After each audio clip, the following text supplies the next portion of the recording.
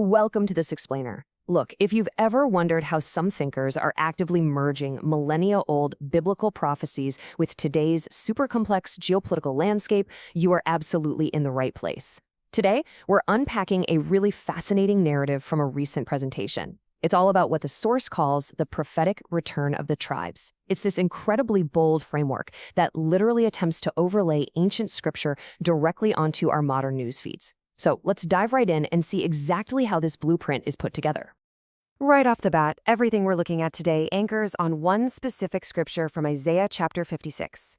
The source uses this exact quote, "Keep justice and practice righteousness, for my salvation is near to come," as the ultimate foundational starting point for the impending return of the lost tribes.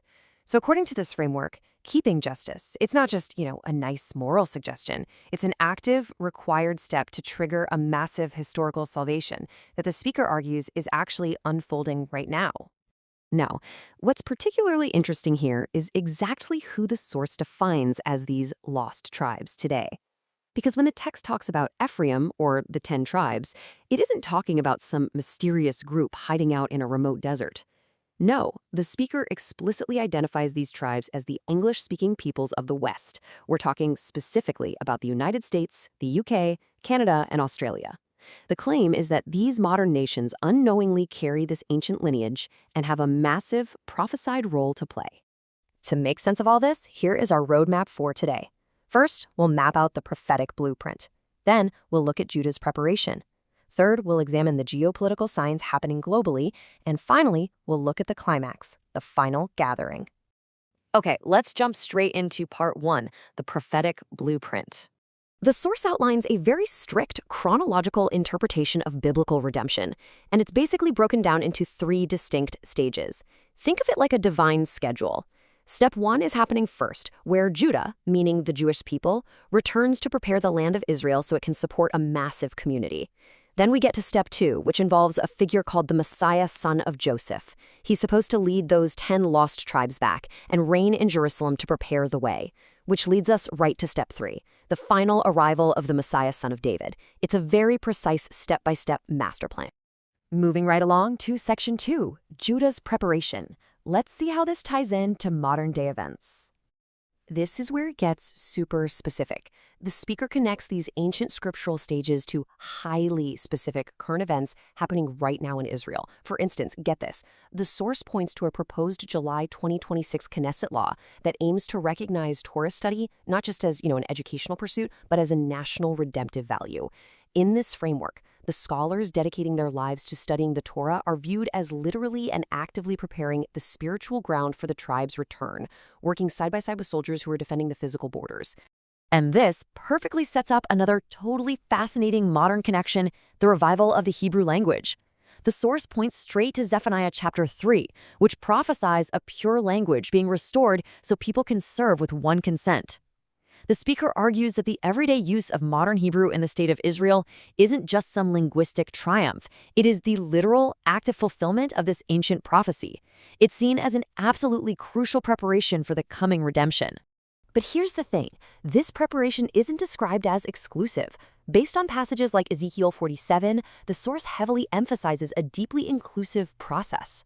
Non-Israelites, or strangers who join themselves to the Jewish people, are prophesied to be fully welcomed and actually receive a land inheritance right alongside the tribes.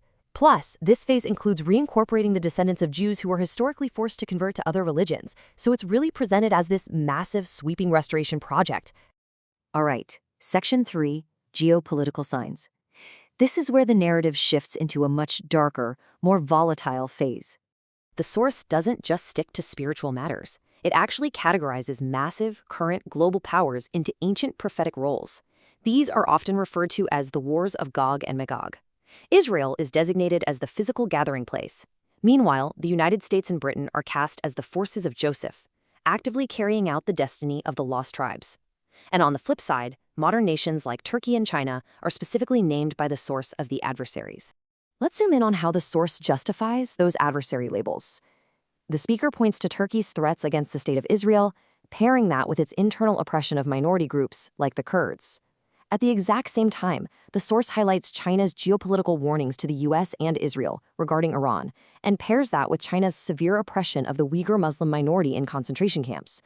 So, rather than just viewing these as standard political crises, the source interprets these massive geopolitical tensions as signs of divine providence. Basically, it's seen as evidence of enormous nations being maneuvered into position for end-time events. The source also takes this conflict to a deeply personal level. The speaker shares a very specific anecdote about a colleague, Rabbi Abraham Feld, who was severely injured when an Arab driver struck him. But rather than viewing this as a random act of violence or just a tragic accident, the source interprets this event through a purely spiritual lens. It's actually framed as a deliberate physical attack, orchestrated by adversaries who are specifically trying to halt the entire process of redemption and stop the gathering of the tribes. This exact same theological lens is also applied to the broader Israeli-Palestinian conflict. The speaker claims that the Jewish people would be completely willing to live in peace, but suggests that peace is currently impossible. Why? Well, the source offers a strictly theological explanation. They suggest that divine providence is intentionally hardening the hearts of the Palestinians against the Jewish people. According to this specific framework, this is happening so that eventually space will be made for the millions of returning members of the lost tribes. It's a view that frames decades of geopolitical gridlock entirely as a divine strategy. Which brings us to our final section, the final gathering. This is the absolute climax of this prophetic blueprint. To illustrate this climax, the source relies heavily on Jeremiah 3:18, which says, "In those days the house of Judah shall go unto the house of Israel, out of the land of the north." So the crucial takeaway here is that the ultimate goal of all this historical and modern preparation is reunification. Judah, the modern Jewish people, and Israel, representing those lost tribes currently scattered in the West, are prophesied to finally come together as one unified entity. So, how does this actually happen on the ground? Well, the mechanics of this final return are outlined really clearly in our sources. The whole process kicks off with Judah and Benjamin physically sending out emissaries to the 10 tribes, literally reaching out to the US, Britain, and beyond. Then, the 10 tribes are called to physically return to the land. Once they're reunited, the absolute crowning achievement of this entire gathering is a joint effort between all the tribes to rebuild the Third Temple in Jerusalem. We've seen how this source painstakingly maps ancient scriptures onto modern laws, language revivals, and massive global conflicts. It honestly forces us to look at the daily news in a completely different way. So I'll leave you with this to ponder. If modern geopolitics are truly echoing these ancient prophecies, just as this framework suggests, what is our role in this vast cycle of history? Are we just observers? Or are we active participants in a blueprint that's been in motion for thousands of years? Thanks for joining me on this explainer, and keep learning.